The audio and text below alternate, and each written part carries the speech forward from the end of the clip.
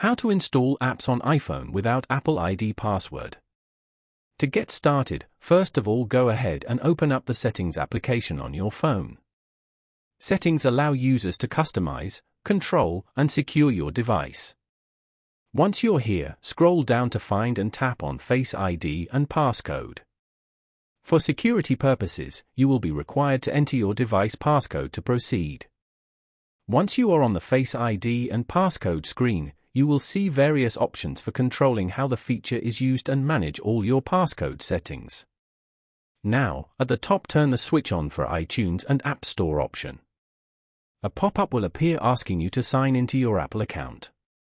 Once enabled, you can use Face ID to install apps instead of typing your password. Following these steps, you can easily install apps without your Apple ID password. Thank you for watching.